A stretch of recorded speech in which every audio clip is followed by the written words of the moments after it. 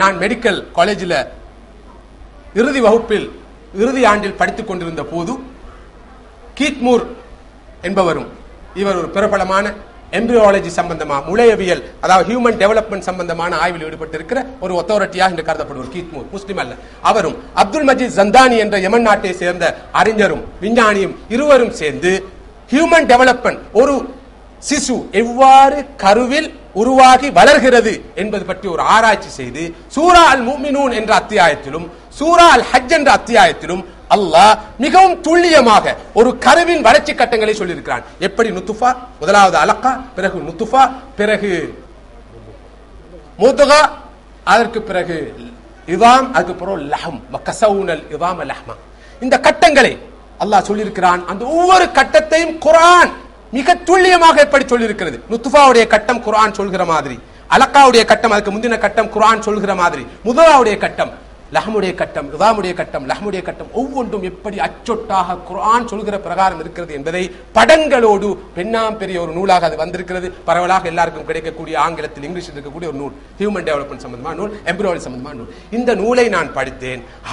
200 வருடங்கள் கூட ஆகவில்லை கரு உடைய விருத்தியை பற்றி ஹியூமன் டெவலப்மெண்ட் சம்பந்தமான முடிவுகள் வருவதற்கு. 1500 வருடங்களுக்கு முன்னால் அரபு நாட்டிலே எழுத வாசிக்க தெரியாத ஒரு மனிதர் இத்தகைய பெரிய ஒரு உண்மையை, ஒரு கற்பவரையில் ஒரு சிசு எவ்வாறு உருவாகி முழுமையடைகிறது என்ற உண்மையை சொல்லியிருக்கவே முடியாது. இது ஒன்றே இவர் இறை தூதர் தான் என்பதற்கு போதுமான சாட்சி என்று அஷ்ஹது அன் லா இலாஹ இல்லல்லாஹ் வ அஷ்ஹது அன்ன முஹம்மது ரசூலுல்லாஹ் கலிமா ஏற்றுக் கொள்கிறார். அன்புக்குரிய சகோதரர்களே, அல்லாஹ்வுடைய ஷஹாதத்தை, நபி ஸல்லல்லாஹு அலைஹி வஸல்லம் ஷஹாதத்தை, அவர்கள் இருவரையும் ஏற்றுக்கொள்கிற ஷஹாதத்தை உருவாக்குவதற்கு சிறந்த வழியாக இந்த யுகத்திலே, இந்த காலத்திலே இது இருக்கிறது. ஜாக்கிர் நாயிக் போன்றவர்கள், அகமது டீடாட் போன்றவர்கள் சில குறைகள் கோளாறுகள் இருந்த போதிலும் காலத்து பாசையில் இந்த தீனை முன்வைத்ததன் விளைவை இந்த உலகத்தில் நாங்கள் பார்க்கிறோம். அதனால் ஏற்பட்டிருக்கிற மாற்றங்களை பார்க்கிறோம். ஆயிரம் பேர் இஸ்லாத்தை ஏற்றுக்கொள்வதற்கு, அவர்களுக்கு ஹிதாயத் நசீபாவதற்கு அத்தகைய மனிதர்களுடைய அணுகுமுறைகள் காரணமாக இருக்கின்றன. இவை அனைத்துக்கும் என்ன தேவை?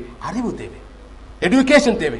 பேசிக் எடுகேஷன், ஃபார்மல் எடுகேஷன் இல்லாமல் இவற்றையெல்லாம் புரிவது என்பது கஷ்டமானது, சிரமமானது. எனவேதான் இப்போது எங்களுடைய இந்த நாட்டில் இருக்கிற மதரசாக்களில் கூட படித்த மாணவர்களைத்தான் இப்போது எடுப்பதற்கு முடிவு செய்திருக்கிறார்கள். இங்கே ஜாமியத்துல் ஃபலாஹுடைய உஸ்தாத் அவர்கள், நினைக்கிறேன் உபாதிபர் அவர்கள், ஹசரத் அவர்கள் இருக்கிறார்கள். அவர்கள் எல்லாம் வைத்துக் கொண்டுதான் நான் பேசுகிறேன்.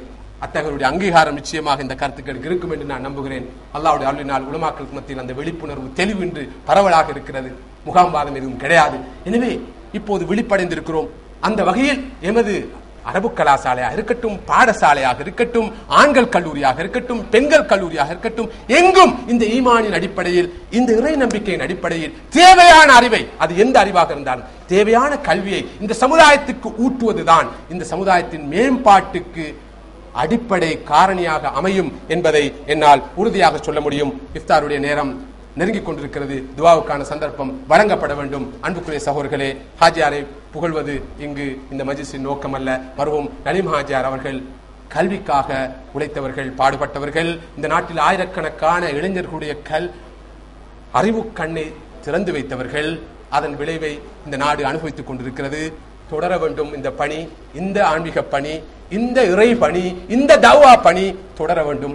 பாடசாலைகள், கல்லூரிகள், கலாசாலைகள், மதரசாக்கள் அனைத்தும் இந்த நாட்டிலே வளர்க்கப்பட வேண்டும். அதுதான் எங்களுக்கு செல்வம், அதுதான் மிகப்பெரிய வெல்த், அதுதான் மிகப்பெரிய பலமும் சக்தியும். அதுதான் இன்று எனக்கும் உங்களுக்கும் இஸ்லாமிய உலகத்துக்கும் தேவையான ஆயுதம். எங்களுக்கு ரிசோர்ஸ் பர்சன்ஸ், வளவாளர்கள் தேவை. எல்லா துறைகளுக்குமான வளவாளர்கள் தேவை. அந்த வளவாளர்களை உருவாக்குகின்ற பணியில் நானும் நீங்களும் சேர்வதன் மூலமாக இந்த தீனுக்கு உண்மையான சாட்சி பகர்வர்களாக மாற வேண்டும். அல்லாஹ் சொல்கிறான், எங்களை பார்த்து சொல்கிறான், நீங்கள் யார்?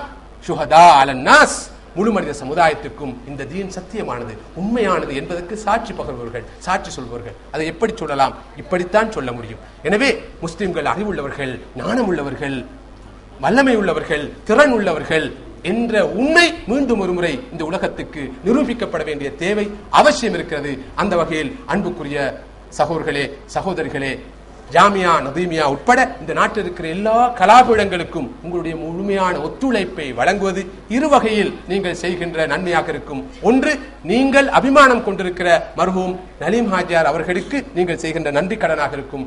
அதை விட இந்த தீனுக்கும் இந்த உம்மத்துக்கும் இந்த சமுதாயத்துக்கும் நீங்கள் செய்கின்ற மிகப்பெரிய பணியாக மாத்திரமல்ல அமலாக இபாதத்தாக இருக்கும் என்று நிச்சயமாக எங்களால் நம்ப முடியும், சொல்ல முடியும். எனவே புனித ரமதானுடைய இந்த மாதத்திலே இந்த புனிதமான மஜ்லிஸிலே இங்கு கூடியிருக்கிற தெளிவுள்ளவர்கள், அறிவுள்ளவர்கள், இளைஞர்கள் அனைவரும் இந்த சமுதாயத்தின் கல்வி வளர்ச்சிக்காக, அறிவு வளர்ச்சிக்காக உழைக்க வேண்டும். ஈமானின் அடிப்படையில் அந்த பணி தொடர வேண்டும். அல்லாஹ் சுப்ஹானஹு வ தஆலா அந்த வகையில் இம் அனைவருடைய முயற்சிகளை ஏற்று கபூல் செய்ய வேண்டும். வ ஆஹிரு தாவானா அல்ஹம்துலில்லாஹி ரப்பில் ஆலமீன். வஸ்ஸலாமு அலைக்கும் வ ரஹ்மத்துல்லாஹி